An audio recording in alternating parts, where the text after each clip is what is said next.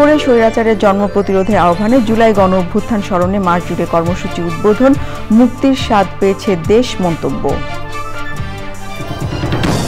3 দফা আদায়ে মাসব্যাপী এনসিপির জুলাই পদযাত্রা, প্রথম দিনে সাধারণ মানুষের অংশগ্রহণ সনদ আদায়ে সরকারের উপর চাপ তৈরি করবে বলে প্রত্যাশা। গণ অভ্যুত্থানে শহীদদের আত্মত্যাগ সারা জীবন মনে রাখতে খালেদা জিয়ার আহ্বান, সংখ্যানুপাতিক নির্বাচন বিভেদ বাড়াবে কিনা সবাইকে ভাবতে বলেন তারেক রহমান। শেখ হাসিনা সহ 3 জনের বিরুদ্ধে ট্রাইব্যুনালে অভিযোগ গঠন চেয়ে প্রসিকিউশনের যুক্তি উপস্থাপন, আসামি পক্ষের পাল্টা যুক্তি 7 জুলাই।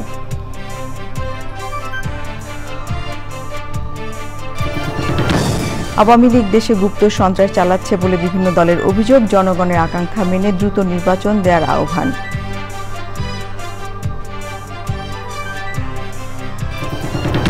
এবং ফেব্রুয়ারি থেকে এপ্রিলের মধ্যে নির্বাচন লক্ষ্য রেখে ইসির প্রস্তুতি, ইসি পুনর্গঠনের কোনো বার্তা প্রধান উপদেষ্টা দেননি জানালেন CEC.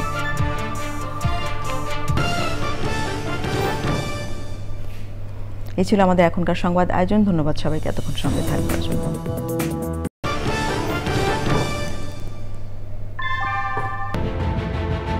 Primacy inbuilt. German technology, Bangladesh's first thermix rod. Salam Steel Thermax. সংবাদ শিরোনামগুলো জানাচ্ছিলাম। এখনকার সংবাদ আয়োজন একই সঙ্গে চ্যানেল আয়ের ইউটিউব চ্যানেল এবং চ্যানেল আয়ের ওটিটি প্ল্যাটফর্ম আইস্ক্রিনে লাইভ স্ট্রিম হচ্ছে। এবারে পুরো সংবাদ। প্রধান উপদেষ্টা অধ্যাপক মোহাম্মদ ইউনূস বলেছেন, জুলাই গণ অভ্যুত্থান বাংলাদেশকে মুক্তির স্বাদ দিয়েছে। জুলাই অভ্যুত্থান স্মরণে মাস জুড়ে কর্মসূচি উদ্বোধন করে তিনি বলেছেন, ফ্যাসিবাদ বিলোপ করে নতুন বাংলাদেশ বিনির্মাণ করেছে তরুণরা। দেশবাসীর প্রথম লক্ষ্য অর্জন হয়েছে। মোস্তফা মল্লিকের রিপোর্ট। প্রধান উপদেষ্টার কার্যালয়ে জুলাইয়ের প্রথম দিন অভ্যুত্থান স্মরণে 1 মাসের কর্মসূচির উদ্বোধন অনুষ্ঠান। উদ্বোধন করেন প্রধান উপদেষ্টা অধ্যাপক ডক্টর মোহাম্মদ ইউনূস। প্রধান উপদেষ্টা বলেন, ছাত্র জনতার অভ্যুত্থানে নতুন জাগরণ সৃষ্টি হয়েছে। এই আন্দোলন গণতন্ত্র পুনরুদ্ধারের লড়াইয়ে এক অমোঘ ডাক।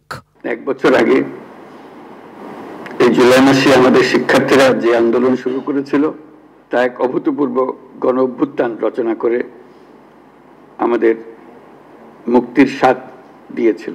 সেই আন্দোলনের মর্মবাণী ছিল ফ্যাসিবাদের বিলোপ করে নতুন বাংলাদেশ বিনির্মাণ, রাষ্ট্রকে জনগণের হাতে ফিরিয়ে দেওয়া।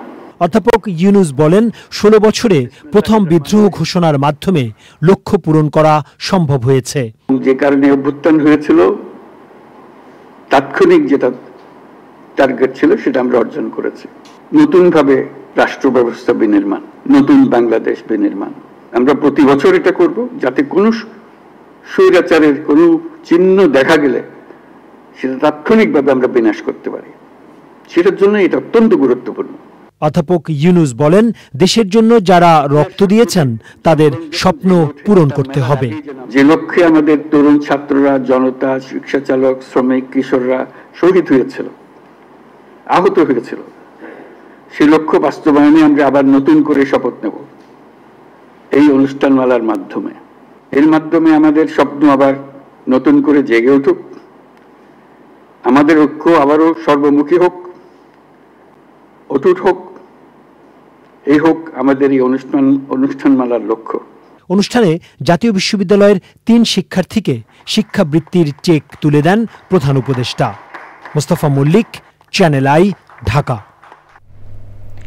জুলাই পদযাত্রায় সাধারণ মানুষের স্বতঃস্ফূর্ত অংশগ্রহণে জুলাই সনদ আদায়ে সরকারের উপর চাপ তৈরি করবে বলে মন্তব্য করেছেন এনসিপির নেতারা। তারা বলেছেন, জুলাইয়ের প্রথম দিনের এই আন্দোলনে অনেকটাই সফল তারা। রংপুর থেকে রাসেল জমাদ্দারের ক্যামেরায় তাফিমুল ইসলামের রিপোর্ট। জুলাই অভ্যুত্থানের প্রথম শহীদ আবু সাঈদের কবর জিয়ারতের মধ্য দিয়ে আনুষ্ঠানিকভাবে 3 দফা দাবি আদায়ে মাসব্যাপী জুলাই পদযাত্রা শুরু করেছে জাতীয় নাগরিক পার্টি। আবু সাঈদের বাবা মায়ের সঙ্গে সাক্ষাৎ ও তাদের দোয়া নিয়ে গাইবান্ধা জেলায় পদযাত্রা করে এনসিপি। পথে পথে বিভিন্ন সভায় স্থানীয় জনতার উপস্থিতি ছিল অনেক। এরপর পদযাত্রা করা হয় রংপুরের আবু সাঈদ মোড় থেকে মেডিকেল মোড় পর্যন্ত, যেখানে হাজারো মানুষের অংশগ্রহণ করে। এনসিপির নেতারা বলছেন, সাধারণ মানুষের এমন স্বতঃস্ফূর্ত অংশগ্রহণ দাবি আদায়ে আন্দোলন আরো বেগবান হবে। যদি সরকার এটা করতে ব্যর্থ হয়, জুলাই সনদ এবং ঘোষণাপত্র একই সাথে প্রণয়ন করতে, তাহলে 3 আগস্ট সকলকে সাথে নিয়ে প্রণয়ন করব। মানুষের এমন স্বতঃস্ফূর্ত এবং সক্রিয় অংশগ্রহণ থাকবে অভ্যুত্থানের পক্ষে, জুলাই সনদ ঘোষণার পক্ষে, সংস্কারের পক্ষে, বিচারের পক্ষে। এনসিপি নেতারা বলছেন তাদের এই লড়াই সফল হবে। 30 দিনের 64টা জেলায় যাওয়ার ইচ্ছা এবং আকাঙ্ক্ষা আরো অনেক গুণ বেড়ে গেছে। বেশ কয়েকদিন ব্যাপী লং মার্চ থাকবে, আরো মানুষের কাছ থেকে আমরা কথা শুনবো এবং সেই তাদের যে আশা আকাঙ্ক্ষা এবং স্বপ্ন সেটা নিয়ে আমাদের রাজনৈতিক পথ চলা। আমরা দেশ গড়তে পুনর্গঠন করতে জুলাই পদযাত্রা শুরু করেছি। বিচার এবং সংস্কারের দাবিতে মানুষের দুয়ারে দুয়ারে যাচ্ছি। এর মধ্য দিয়ে বাংলাদেশে আবার একটা নতুন পাড়ায় মহল্লায় নতুন জাগরণ সৃষ্টি হচ্ছে।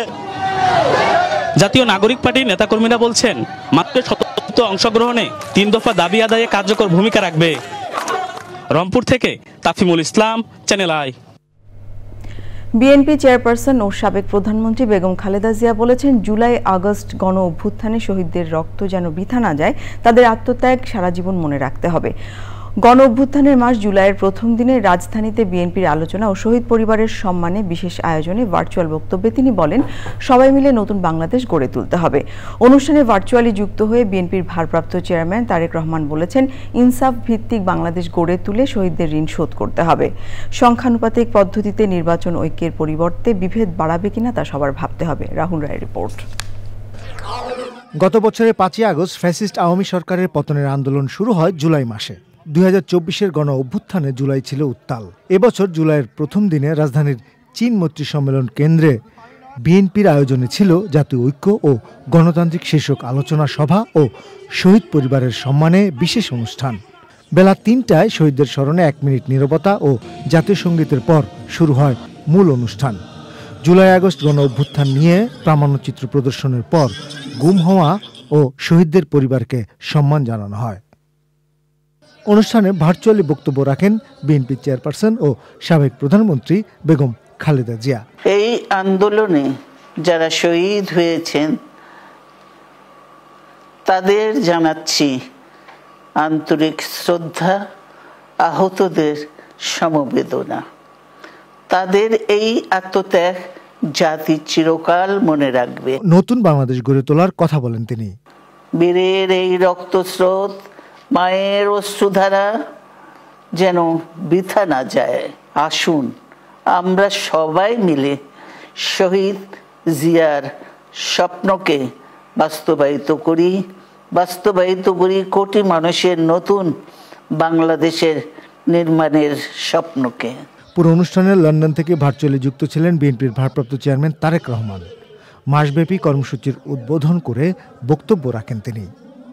আসুন আমরা যিনি যার ইচ্ছা মতন শর্তের তালিকা না বাড়িয়ে শহীদদের চেতনায় বাংলাদেশকে উপলব্ধি করি।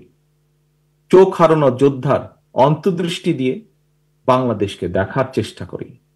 চিকিৎসাধীন এবং আহতদের আর্তনাদের সঙ্গে একত্রিত হয়ে শহীদদের আকাঙ্ক্ষার আলোয় বাংলাদেশকে আমরা গড়ে তুলি। ফ্যাসিবাদদের অন্ধকার থেকে মুক্ত হয়ে গণতন্ত্রের আলোয় ফিরুক বাংলাদেশ।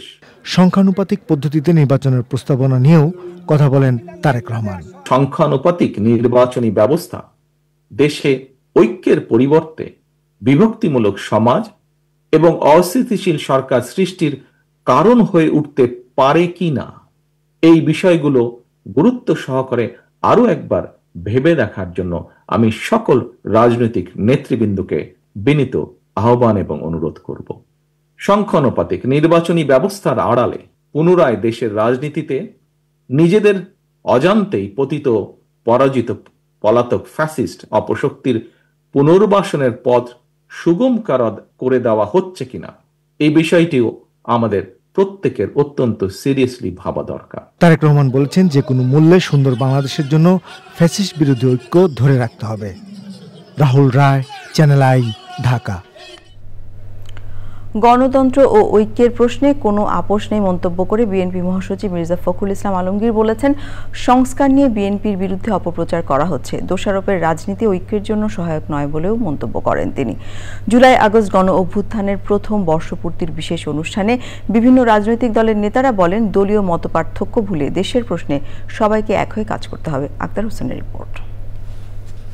জুলাই আগস্ট গণ অভ্যুত্থানের শোক ও বিজয়ের প্রথম বর্ষপূর্তির অনুষ্ঠানে যোগ দেন সারা দেশ থেকে আসা শহীদ পরিবার, জুলাই গণ অভ্যুত্থানে আহত এবং ফ্যাসিবাদ আমলে গুম হওয়া ব্যক্তিদের পরিবারের সদস্যরা।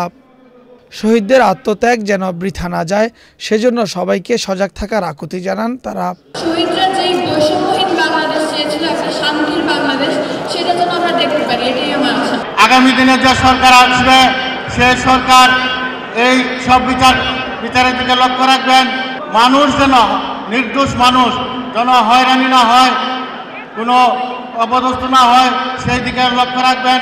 সমস্ত গুম পরিবারের পক্ষ থেকে যে গুম পরিবার এবং এই মানবতা বিরোধী অপরাধের বিচার বিএনপির পক্ষ থেকে হবে, সেইটুকু আশ্বাস আপনার কাছে হতে চাই। অনুষ্ঠানে যোগ দেন বিভিন্ন রাজনৈতিক দলের নেতারাও। গণতান্ত্রিক বাংলাদেশ গড়তে জাতীয় ঐক্যের বিকল্প নেই বলেও মত দেন তারা।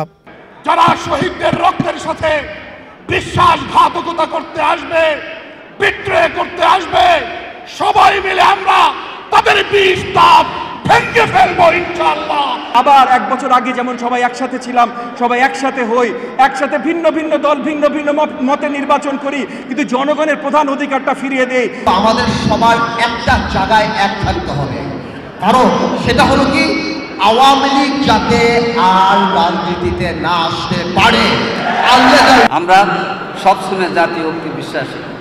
বেগম খালেদা জিয়ার নেতৃত্বে আমরা 20 বছর 20 দলীয় জোটে আন্দোলন করেছিলাম। এই যে সংস্কার কমিশনের নামে সময় ক্ষেপণ করছি, তারা ভুল করছে।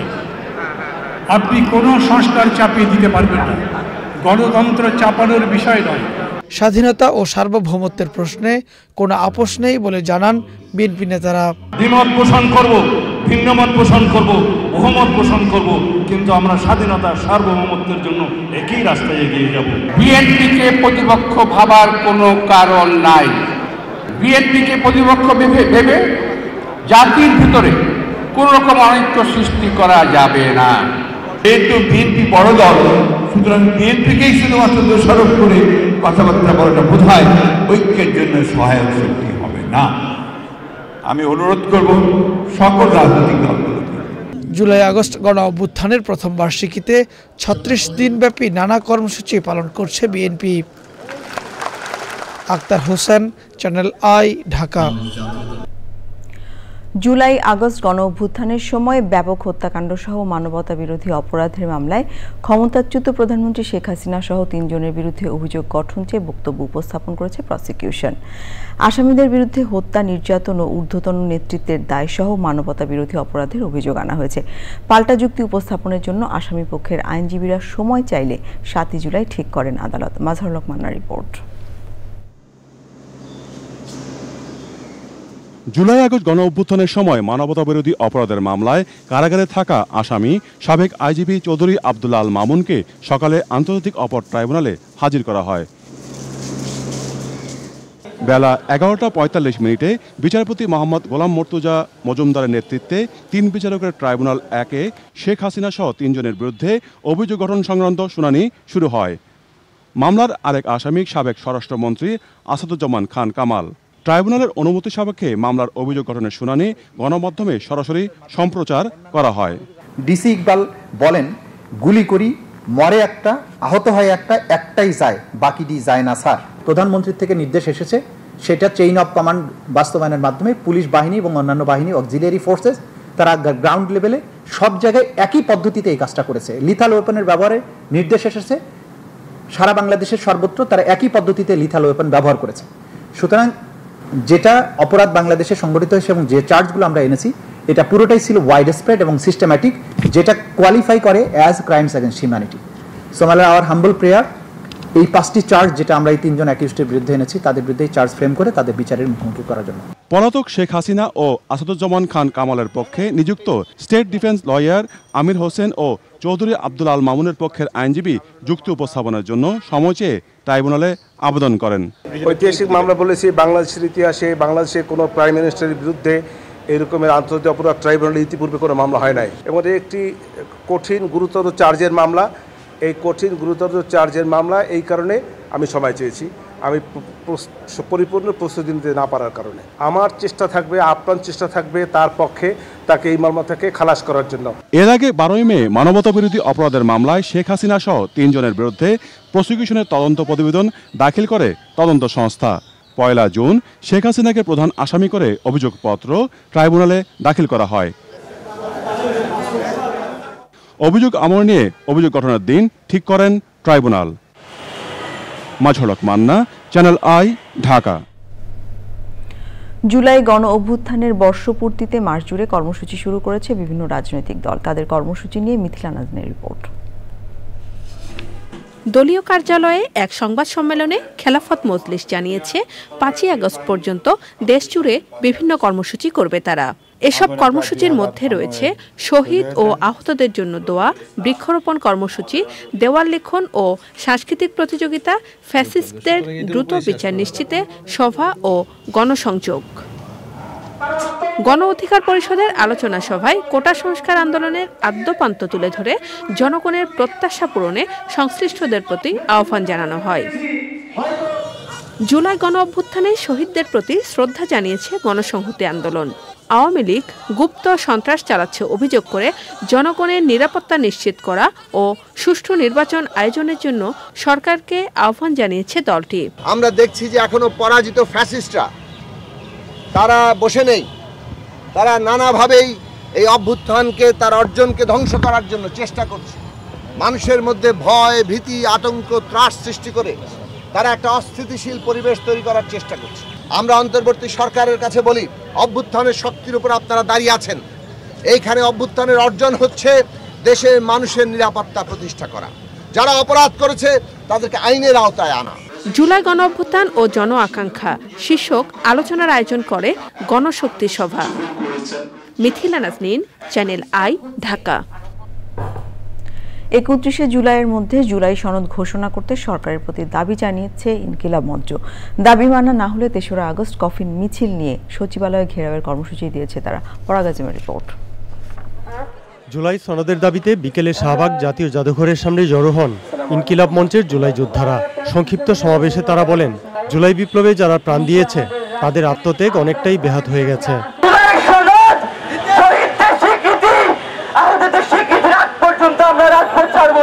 জুলাইটা কারো বাপের না, আমার না, জুলাইটা এনসিপির না, জুলাইটা ডক্টর ইউনূসের না, জুলাইটা শুধু জুলাই যোদ্ধাদের। জুলাই থেকে জুলাই চলে আসলো, তা আজকে পর্যন্ত আমরা জুলাইয়ের যে সাংবিধানিক স্বীকৃতি, জুলাই ঘোষণাপত্র কিংবা জুলাই সনদ, তার কোনো অগ্রগতি কিংবা সরকারের তরফ থেকে আমাদেরকে ক্লিয়ার কাট কোনো স্টেটমেন্টই দেওয়া হয়নি। বক্তৃতার পর তাদের দাবি পেশ করতে হেয়ার রোডের দিকে যেতে চাইলে কাকরাইল মোড়ে ব্যারিকেড দেয় পুলিশ। সেখানে পরবর্তী কর্মসূচি ঘোষণা করে ইনকিলাব মঞ্চ।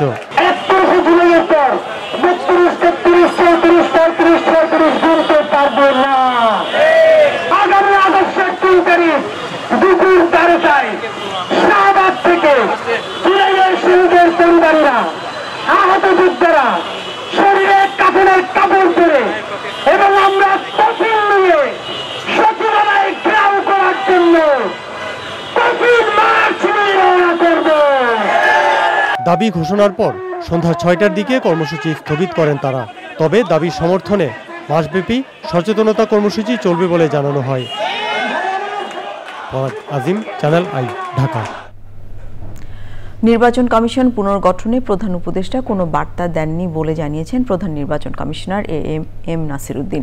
নির্বাচনের তারিখ নিয়ে আলোচনা না হলেও ইসি পুরোদমে প্রস্তুত বলে প্রধান উপদেষ্টাকে জানিয়েছেন সিইসি। আগামী বছরের ফেব্রুয়ারি থেকে এপ্রিল মাসকে লক্ষ্য রেখে ইসি জাতীয় নির্বাচনের প্রস্তুতি নিচ্ছে বলেও জানান সিইসি। নাজিব বেগের রিপোর্ট। নির্বাচনের সময়সীমা সহ নানা আলোচনার মাঝে গত বৃহস্পতিবার প্রধান উপদেষ্টার সঙ্গে সাক্ষাৎ করেন সিইসি।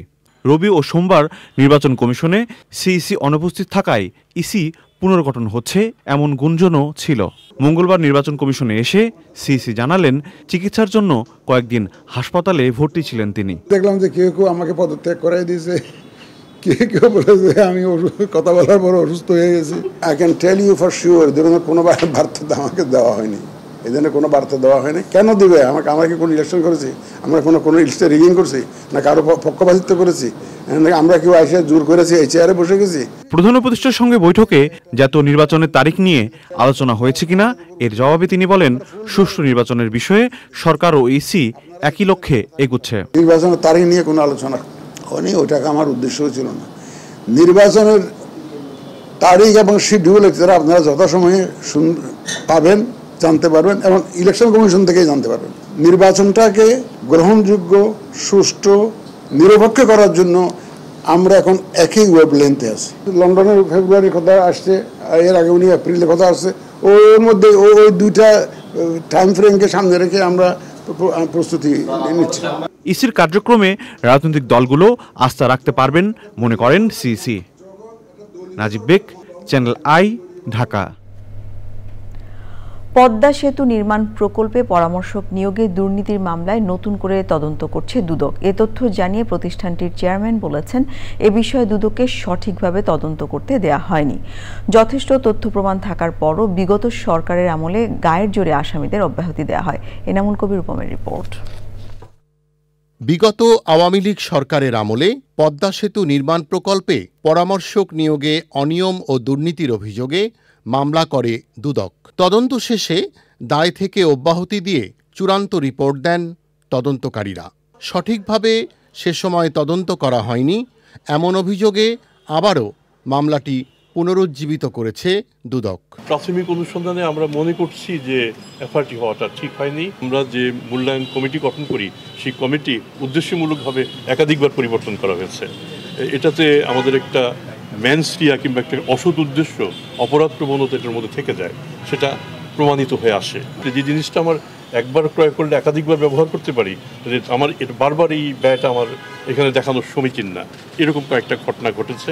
কনসালটেন্টদের তাদের যেসব সিবি যেভাবে মূল্যায়ন করার কথা ছিল আমরা সেটা সেভাবে করিনি, এরকম একটা অনিয়ম পরিলক্ষিত হয়েছে। সে সময়ের সেতু সচিবের দুর্নীতির প্রমাণ পাওয়া যাচ্ছে বলে জানিয়েছে দুদক। আমাদের মনে হয় যে এটা অনেকটা আমরা গায়ের জোরেই সেই মামলাটাকে বসিয়ে দিয়েছিলাম। তদন্ত করতে গিয়ে যদি যাদের নাম আসবে, যদি আরও নাম আসে, তো আমরা সেটাকে আমরা আমাদের মতো করে নেব। আর যদি এর মধ্যে কারো গাফিলতি আমরা পর্যবেক্ষণ করি, সেটাকে আমরা বিবেচনা আনবো, না আনার কোনো কারণ নেই। দুদক কর্মকর্তারা কোন পরিস্থিতিতে কেন তদন্তে গাফিলতি করেছিলেন জানতে তদন্ত চলছে বলে জানান Dudok chairman. Enamul Kabir Rupam, channel I, Dhaka. এবারে আই স্পোর্টস।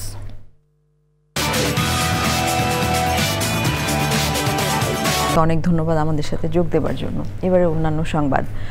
চট্টগ্রাম বন্দরের নিউ মোরিং কন্টেইনার টার্মিনাল পরিচালনার দায়িত্ব নতুন প্রতিষ্ঠানকে দেয়া হচ্ছে। সচিবালয়ের সরকারি ক্রয় সংক্রান্ত উপদেষ্টা কমিটির বৈঠকে এই বিষয়ে অনুমোদন দেওয়া হয়।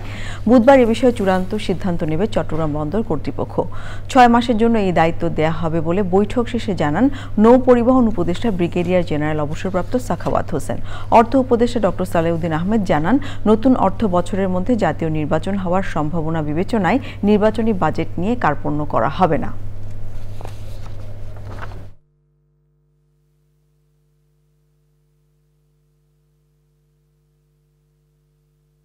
চট্টগ্রাম বন্দরে কন্টেনার হ্যান্ডলিং করার জন্য একটা আমাদের ইস্যু আছে, সেটা আমরা করছি, কারণ কন্টেনার হ্যান্ডলিংয়ের ব্যাপারে একটা ইস্যু হচ্ছে। দ্বিতীয়ত হলো অ্যাজ ইউজুয়াল ডিএপি সার, ইউরিয়া সারের জন্য আমরা অ্যাপ্রুভ করেছি। আরেকটা হলো এলএনজিটা আমাদের অত্যন্ত দরকার, কারণ এলএনজিটা আসলে আমরা প্রাইভেট ইন্ডাস্ট্রি যেটা সারের সরবরাহ একটু বাড়াতে পারবো। নির্বাচনের জন্য অর্থ যা বরাদ্দ দেওয়া হয়েছে এবং নির্বাচনের যদি অর্থ যা দেওয়া হয় সেটা কোনো আমরা কার্পণ্য করবো না। এটা বন্দর ডিসাইড করে কারা করবে। এই কি টেন্ডার হবে? ডিপিএম 6 মাসের জন্য। এবারে নিয়ে নিচ্ছি বিরতি। বিরতির পর যা থাকছে আপনারা দেখছেন চ্যানেলে সংবাদ।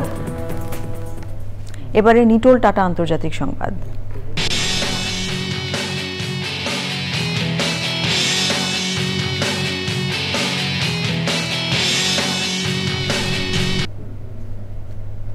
ইউরোপ জুড়ে চলছে নজিরবিহীন তাপপ্রবাহ। স্পেনে তাপমাত্রার রেকর্ড 48 ডিগ্রি সেলসিয়াস ছাড়িয়েছে। প্রচণ্ড গরমে বিপর্যস্ত হয়ে পড়েছে জনজীবন। হাসপাতালগুলোতে বাড়ছে হিটস্ট্রোক ও ডিহাইড্রেশনের মতো রোগীর সংখ্যা। স্পেনের বিভিন্ন অঞ্চলে জারি হয়েছে রেড অ্যালার্ট। তবে শুধু স্পেনই নয়, জার্মানি, পর্তুগাল, ফ্রান্স, তুরস্ক সহ ইউরোপের অন্তত 15টি দেশে জারি করা হয়েছে সর্বোচ্চ সতর্কতা। কৃষি ও প্রাণী সম্পদ খাতে পড়ছে বিরূপ প্রভাব। অনেক অঞ্চলে দাবানলের ঝুঁকিও বেড়েছে। বিশেষজ্ঞরা বলছেন, জলবায়ু পরিবর্তনের কারণে এমন চরম আবহাওয়া আগামীতেও দেখা যেতে পারে। তাপপ্রবাহ থেকে বাঁচতে পর্যাপ্ত পানি ও বাড়িতেই অবস্থান করার পরামর্শ দিচ্ছে প্রশাসন।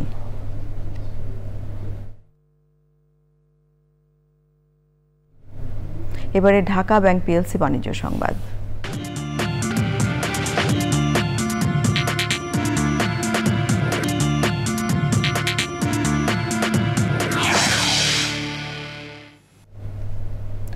প্রসাধনী সামগ্রী আমদানির ওপর 2025-26 অর্থ বছরের জাতীয় বাজেটে বর্ধিত শুল্কায়ন মূল্য প্রত্যাহারের দাবি জানিয়েছে Bangladesh cosmetics and toiletries importers association. জাতীয় প্রেস ক্লাবের সামনে মানববন্ধন কর্মসূচিতে বক্তারা বলেন, এই বৈষম্যমূলক নীতির ফলে বৈধ পথে পণ্য আমদানির আগ্রহ কমে যাবে এবং অবৈধ বিকল্প পন্থায় পণ্য প্রবেশের প্রবণতা বাড়বে। ফলে প্রতি বছর হাজার হাজার কোটি টাকার রাজস্ব হারানোর আশঙ্কা রয়েছে। একই সঙ্গে বাজার নিম্নমানের পণ্যে সয়লাভ হয়ে পড়বে, যা ভোক্তা স্বার্থ ও জনস্বাস্থ্যের জন্য হুমকি স্বরূপ। বক্তারা এই ন্যূনতম শুল্কায়ন মূল্য বৃদ্ধির সিদ্ধান্ত অবিলম্বে প্রত্যাহারের দাবি জানান।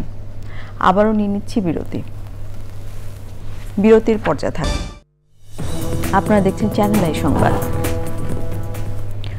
যশোর শহরের সার্কিট হাউস পাড়ায় নির্মাণাধীন একটি বহুতল ভবনের 6ষ্ঠ তলার বারান্দা ধসে পড়ে 2 ইঞ্জিনিয়ার সহ 3 জন নিহত হয়েছেন। বেলা 11:30টার দিকে একটি নির্মাণাধীন 9তলা ভবনে এই দুর্ঘটনা ঘটে।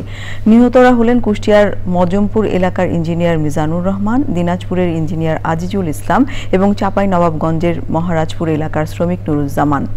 প্রত্যক্ষদর্শীরা জানান, খড়কি সার্কিট হাউস পাড়ার ইকবাল মঞ্জিলে নির্মাণাধীন ভবনের 6ষ্ঠ তলায় কাজ চলছিল। হঠাৎ করেই বারান্দার একটি অংশ ভেঙে নিচে পড়ে যায়।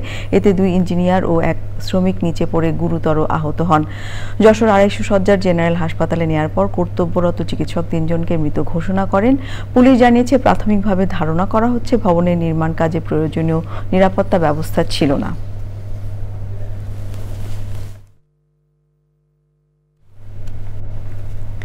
জামায়াতে ইসলামীর অ্যাসিস্ট্যান্ট সেক্রেটারি জেনারেল ও সাবেক সংসদ সদস্য ডক্টর AHM হামিদুর রহমান আজাদ বলেছেন, ন্যায় ও ইনসাফের ভিত্তিতে একটি নতুন বাংলাদেশ প্রতিষ্ঠায় কাজ করে যাচ্ছে বাংলাদেশ জামায়াতে ইসলামী।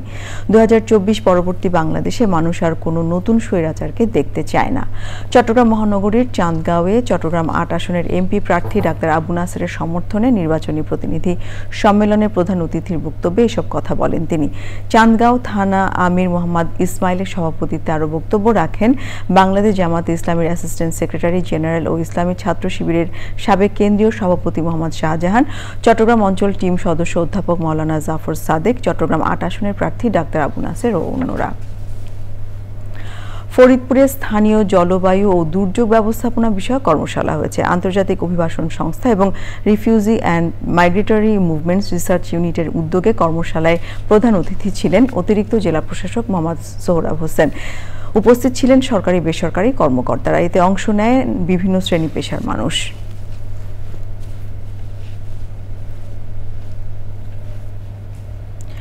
পটুয়াখালীতে সপ্তাহব্যাপী বৃক্ষরোপণ অভিযান ও বৃক্ষমেলা উপলক্ষে শোভাযাত্রা এবং আলোচনা সভা হয়েছে। মঙ্গলবার উপকূলীয় বন বিভাগের আয়োজনে সার্কিট হাউস থেকে শোভাযাত্রা শুরু হয়ে শহরের বিভিন্ন সড়ক প্রদক্ষিণ করে কেন্দ্রীয় শহীদ মিনারের পাশে মেলার মাঠে গিয়ে শেষ হয়। শোভাযাত্রা শেষে সোনালু গাছের চারা রোপণের মাধ্যমে মেলা ও বৃক্ষরোপণ কার্যক্রমের উদ্বোধন করেন জেলা প্রশাসক আবু হাসনাত মোহাম্মদ আরেফিন। মেলায় বিভিন্ন প্রজাতির ফুল ছাড়াও ফলদ, বনজ ও ঔষধি গাছসহ বন বিভাগ ও বিভিন্ন নার্সারির 40টি স্টল খোলা হয়েছে। বাংলাদেশের ঐতিহাসিক জুলাই বিপ্লবের চেতনার প্রতি শ্রদ্ধাঞ্জলি হিসেবে নেক্সাস ক্যাফে প্যালেসে জুলাই বিপ্লব স্মৃতি গ্রন্থাগারের উদ্বোধন করা হয়েছে। আয়োজকরা জানান, নেক্সাস ক্যাফে প্যালেস শুধু লাইব্রেরি কিংবা ক্যাফে নয়, এটি একটি জাতির বৈপ্লবিক পরিবর্তনের স্মৃতির ধারক হিসেবে কাজ করবে। অন্যদিকে মেমোরিয়াল লাইব্রেরিতে বিপ্লব এবং বাংলাদেশের স্বাধীনতার পথে আর্কাইভাল সংগ্রহ এবং কিউরেটর রয়েছে। রাজধানীর বারিধারা কূটনৈতিক জোনে এর আনুষ্ঠানিক উদ্বোধন করা হয়। বাংলাদেশে নিযুক্ত ব্রুনাই দারুস সালামের হাই কমিশনার, আর্জেন্টিনার রাষ্ট্রদূত জামদূত নেক্সাস ক্যাফে প্যালেসের ব্যবস্থাপনা পরিচালক ছাড়াও বিশিষ্টজনেরা উপস্থিত ছিলেন। রাজধানীতে শুরু হয়েছে পাহাড়ি ফল মেলা 2025। বৈচিত্র্যে সমৃদ্ধ পার্বত্য অঞ্চলের ফলের প্রদর্শনী চলছে এই মেলায়।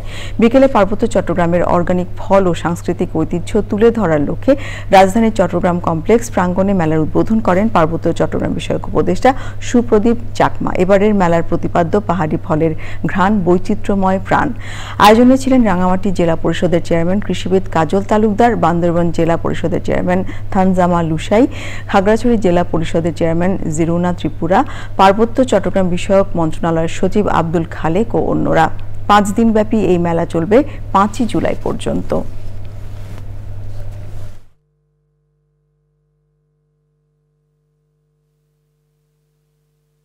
পার্বত্য চট্টগ্রামকে এবং তার যে দ্রব্যাদি আছে, সেটা ফলমূল হতে পারে, ভেজিটেবল হতে পারে, অন্য যাহা কিছু আছে আমাদের, সেগুলি আপনাদের কাছে তুলে ধরা হচ্ছে আমাদের অন্যতম একটা উদ্দেশ্য। মনে প্রাণে চেষ্টা করে যাচ্ছি এবং আমার 3টা জেলা পরিষদ আছে, এই বিষয়ে তারা সর্বাঙ্গীন কাজ করে যাচ্ছে।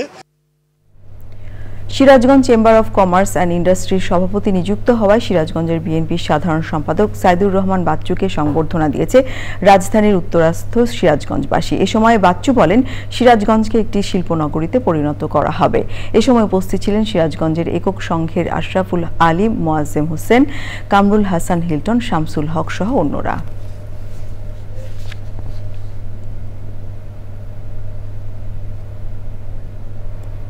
আবার নিয়ে নিচ্ছি বিরতি। বিরতির পর্যা থাকছে। আপনারা দেখছেন চ্যানেল আই সংবাদ। পূবালী ব্যাংক নোয়াখালী বিজ্ঞান ও প্রযুক্তি বিশ্ববিদ্যালয়ের শিক্ষক, কর্মকর্তা, কর্মচারী ও ছাত্রছাত্রীদের স্বাস্থ্য সেবার জন্য একটি অ্যাম্বুলেন্স দিয়েছে। পূবালী ব্যাংক পিএলসির ব্যবস্থাপনা পরিচালক ও সিইও মোহাম্মদ আলী নোয়াখালী বিজ্ঞান ও প্রযুক্তি বিশ্ববিদ্যালয়ের ভাইস চ্যান্সেলর অধ্যাপক ডক্টর মোহাম্মদ ইসমাইলের কাছে অ্যাম্বুলেন্সের চাবি হস্তান্তর করেন। অনুষ্ঠানে বিশেষ অতিথি ছিলেন প্রো ভাইস চ্যান্সেলর অধ্যাপক ডক্টর মোহাম্মদ রেজওয়ানুল হক, কোষাধ্যক্ষ অধ্যাপক ডক্টর মোহাম্মদ হানিফ। সভাপতিত্ব করেন পূবালী ব্যাংকের নোয়াখালীর অঞ্চল প্রধান মোহাম্মদ হাফিজুর রহমান সর্দার। এ সময় ওই বিশ্ববিদ্যালয়ের শিক্ষক, কর্মকর্তা, শিক্ষার্থী ও পূবালী ব্যাংকের কর্মকর্তারা ছিলেন। এবারে খেলার খবর। করে স্বৈরাচারের জন্ম প্রতিরোধের আহ্বানে জুলাই গণ অভ্যুত্থান স্মরণে মাস জুড়ে কর্মসূচি উদ্বোধন, মুক্তির স্বাদ পেয়েছে দেশ মন্তব্য। 3 দফা আদায়ে মাসব্যাপী এনসিপির জুলাই পদযাত্রা, প্রথম দিনে সাধারণ মানুষের অংশগ্রহণ সনদ আদায়ে সরকারের উপর চাপ তৈরি করবে বলে প্রত্যাশা।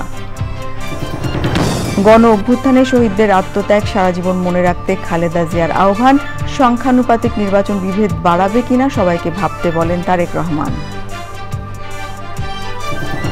শেখ হাসিনা সহ 3 জনের বিরুদ্ধে ট্রাইব্যুনালে অভিযোগ গঠন চেয়ে প্রসিকিউশনের যুক্তি উপস্থাপন, আসামি পক্ষের পাল্টা যুক্তি 7ই জুলাই।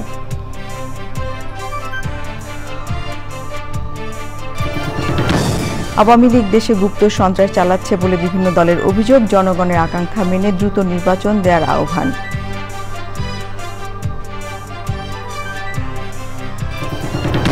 এবং ফেব্রুয়ারি থেকে এপ্রিলের মধ্যে নির্বাচন লক্ষ্য রেখে ইসির প্রস্তুতি, ইসি পুনর্গঠনের কোনো বার্তা প্রধান উপদেষ্টা দেননি জানালেন সিইসি।